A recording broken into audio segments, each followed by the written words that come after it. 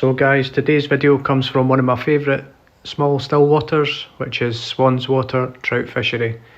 Cracking little place, and I always enjoy fishing here.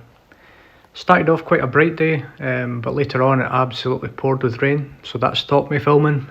But I still had enough fun and got enough footage to bring this video. So as always up there, the quality of the fish are absolutely spot on, and it's one of the reasons I like fishing here.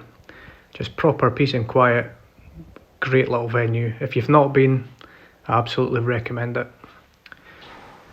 So here's me and my first cast of the day, and as you can see it was pretty flat cam, and I was using my 6-foot midge tip line, and just with the one fly, 15-foot leader using Seagar Grand Max 7.5 pound. The lure I had on the end of that was a black zonker, which has been doing well for me with a rainbow body. So I was casting that out and just letting it settle. The fly's quite buoyant, so having the midge tip on it was just meaning when I was retrieving, it was taking it about a foot under the surface, and I was just steady figure eighting that back, and it didn't take long before I was into a fish.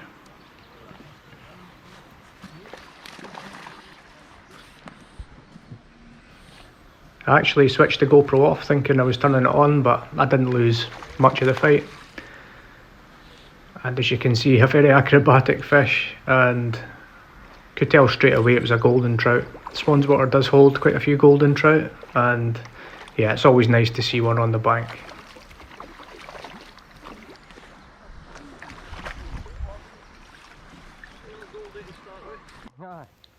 So first fish into the net. Always good to get your first fish, and especially on your first cast. That was obviously working, and as you can see, cracking little trout. Pretty strange looking things, but welcome all the same. So after that first fish, I didn't have much more interest in the lure, so I decided it was time to change method, just to see if something else could maybe tempt a trout a bit more frequently. That was clearly a trout that was just in the area willing to chase. So I switched it up and I stuck on the washing line, so 15.5 foot leader. As you can see there, 5 foot to the first fly, 5 foot to the second, 5.5 foot to the point. And I had 2 crunchers on the droppers and a foam CDC shrimp on the point. This fly is a fly I always use at Swanswater. It does so well at this venue. So yeah, cracking fly. If you fish Swanswater, tie up some of those. As you can see, didn't take long before a fish took the foam shrimp CDC. Always catches me fish up here. I very rarely use it in any other water, to be honest, but I always have it on a washing line point up here, and it tends to always catch me fish.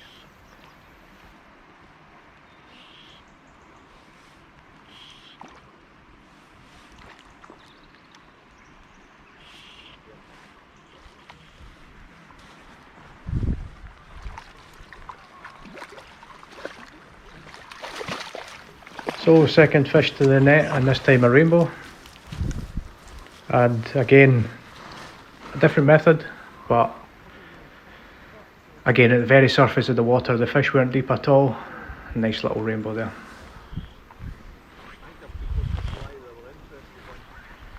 So at this point I decided to change method again. I had my other rod set up for the bung, and I could see the fish were very high up in the water, so what I did was I took off the bung fly and I put on a dry fly. So I was fishing 12 foot to the dropper, which I put a dry fly on, and then a further 3 foot to the next fly. On that I had a poly Goddard spinner as the dry fly, quite buoyant to hold up a white blob which has a red bead tied in the middle, so you can see there the white and the red comes through. It's a very effective pattern, and again I wasn't sure if the fish was going to come and take the dry fly, or if not, they'd see the blob there and they would take that. So this fish took the blob.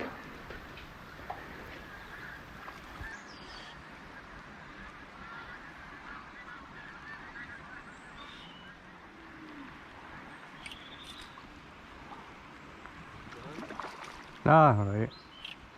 It's just full of beans.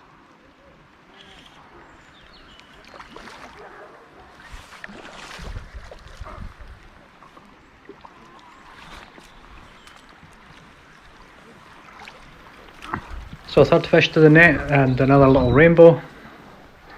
Again, cracking quality fish. And a different method again working.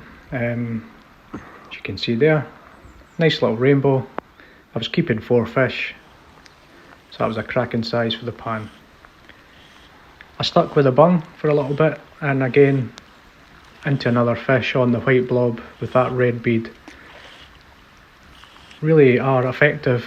I've only been trying these out recently, and it's just the white fluorescent milk from F&F Fritz with a red bead tied in the middle, and yeah, the fish seem to just love them.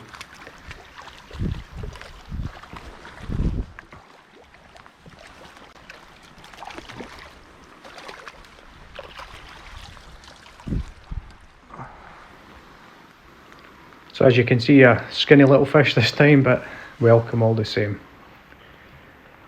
I then hooked into another one on the bung, and as you can see by this point the rain was pouring down, and that was kind of on and off for the rest of the day. I actually lost this fish, and what happened was the line got wrapped around my foot and off it came. These things happen, still annoying. I never liked being snapped. No, but barbless hooks, even though I was keeping fish, I always use barbless hooks these days. I'll then switch back over to using the washing line and changed up the flies a little. I got this fish on a little pheasant tail nymph. It's a tiny little slim thing with a gold bead on it. That was on one of the droppers, so yeah, again, that was down a little bit with having a bead on it, but not that much. I mean, the fish were in the top 5 feet of water all day, mostly near the top, even though it was flat cam.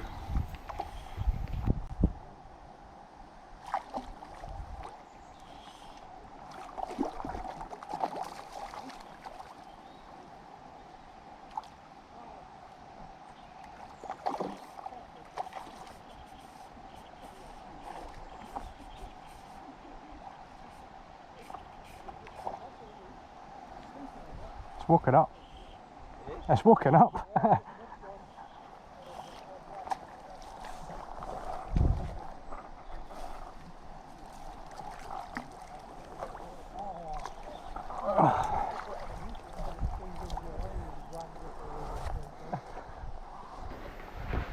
So this was the last fish I was keeping for the day. Quite a fat fish, as you can see, and put up a great fight. Cracking quality fish yet again. At Swanswater, always is.